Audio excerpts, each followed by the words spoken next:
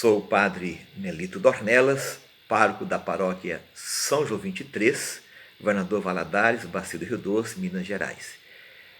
Hoje, 2 de outubro de 2020, é dia do nascimento de Mahatma Gandhi. Ele nasce nesse dia, no ano de 1869.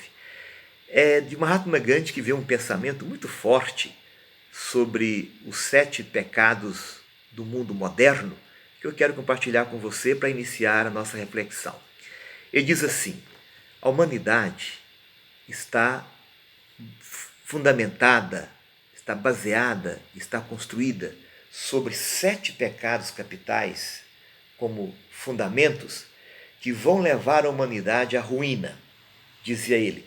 Ou nós destruamos esta humanidade nesse contexto, ele falava do mundo moderno, dessa modernidade, ou nós destruamos esses 7 pecados na sua raiz, ou a humanidade não terá futuro. Então dizia ele, primeiro pecado capital dos tempos modernos, riqueza sem trabalho. Segundo pecado capital dos tempos modernos, comércio sem ética. Terceiro pecado capital dos tempos modernos, prazer sem escrúpulo. Quarto pecado capital dos tempos modernos, ciência sem humanidade. Quinto pecado capital dos tempos modernos, conhecimento sem sabedoria. Sexto pecado capital dos tempos modernos, religião sem sacrifício. E o sétimo e último pecado capital dos tempos modernos, segundo Mahatma Gandhi, é política sem idealismo. Baseado nestes 7 pecados capitais, nós podemos dizer que nós estamos agora colhendo os frutos amargos desses 7 pecados capitais, que foram criando raiz.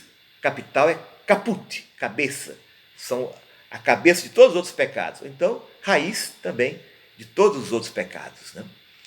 Por isso, esses 7 pecados capitais, eles se entrelaçaram entre si e nós agora colhemos o fruto amargo desta sociedade sem alma.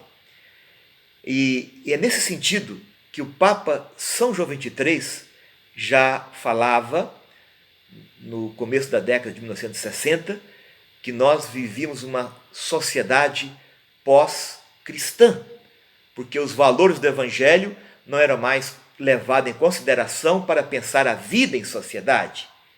Ele falava que nós vivíamos uma sociedade idolátrica, porque na verdade nós vivemos uma sociedade idolátrica e não evangélica, pós-evangélica, porque ele está baseado em cima de 3 princípios idolátricos: poder, lucro e eficiência.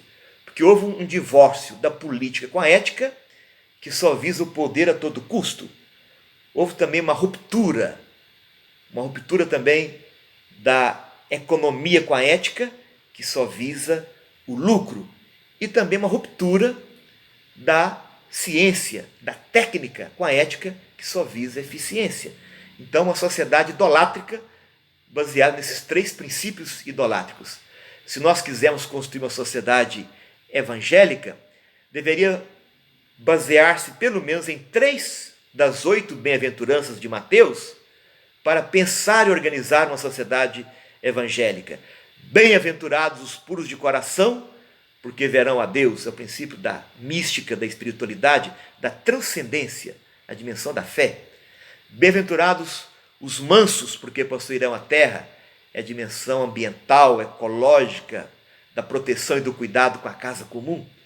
E bem-aventurados os misericordiosos, porque alcançarão misericórdia, que é a dimensão relacional pautada pela dimensão da misericórdia.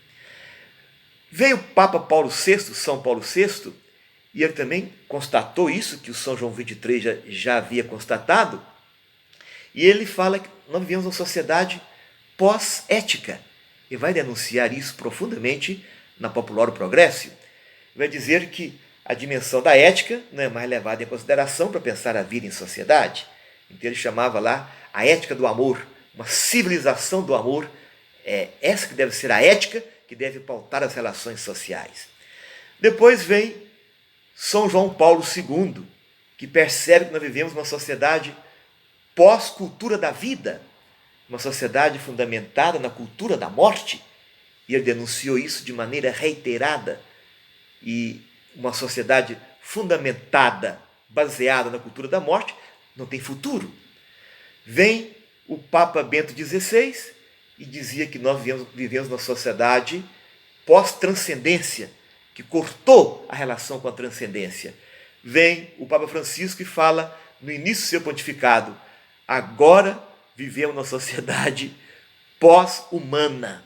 O ser humano não é mais levado em consideração para se pensar a vida em sociedade. 2 anos depois, ele fala, agora já é uma sociedade pós-democrática.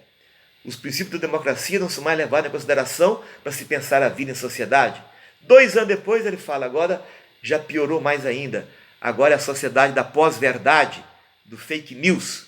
Os princípios da verdade não são mais levados em consideração para pensar a vida em sociedade. E agora, no sínodo pan-amazônico, ele falava, piorou, já estamos no eclipse da razão. Parece que a razão perdeu a razão, perdeu o sentido de pensar a vida em sociedade. É o embrutecimento, é a sociedade da barbárie. Isso é muito triste, nós estamos caminhando para isso a passos largos. E hoje, o Papa Francisco lança a sua encíclica Todos somos irmãos, que é o pensamento de Jesus. Todos somos irmãos e irmãs.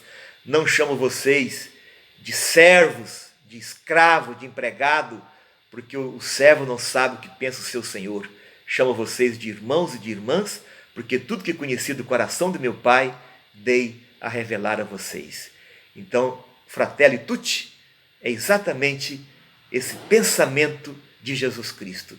E em 8 capítulos, o Papa Francisco vai desenhando essa realidade que está aí, tentando mapeá-la e mostrar qual é o nosso específico da vida cristã para poder reencantar a vida, reencantar o mundo. Eu diria, salvar a vida no planeta e a vida do planeta. E ele, de uma maneira assim, muito didática e muito profética, ele chama todos nós a uma corresponsabilidade pessoal, social, em todas as suas dimensões. E ele trabalha muito naquele pensamento do Papa Bento XVI, em Deus Caritas Est, quando ele falava que existem várias modalidades do amor. Existe o amor filia, que é o amor da amizade. Existe o amor eros, o amor erótico. Existe também a perversão do amor, que é a porneia. Mas existe também o amor ágape, que é justamente o amor altruísta, capaz de dialogar, capaz de acreditar no outro, capaz de superar toda e qualquer divisão e é capaz de promover o outro, fazendo com que, através da nossa corresponsabilidade com o amor ágape, que é o amor ao inimigo, o amor ao diferente, o amor ao estrangeiro, o acolhimento ao outro, nós podemos assim reencantar a vida. Inclusive ele chama atenção sobre o amor político, a caridade política, o reencantamento da política, e vai dizer deste amor social e mostrar para nós e chamar a nossa atenção e a nossa corresponsabilidade na vida política como a forma mais elevada da caridade social. Creio eu que o Papa Francisco esteja muito de acordo com o pensamento de um grande pensador, que eu não vou dizer o nome porque eu acho que não é digno, que dizia assim: a política nunca levou ninguém para o céu, mas se não fosse a política, a vida aqui na terra seria o inferno, porque tudo que nós temos é fruto de decisões políticas. Então que nós tenhamos a coragem de reencantar a política pensando no bem comum, pensando que as nossas opções são para fazer da vida em sociedade um céu ou um inferno. Com certeza nós vamos optar, como diz o livro do Deuteronômio: eis que eu coloco diante de vós a vida e a morte. Escolhei, pois, a vida e viverás.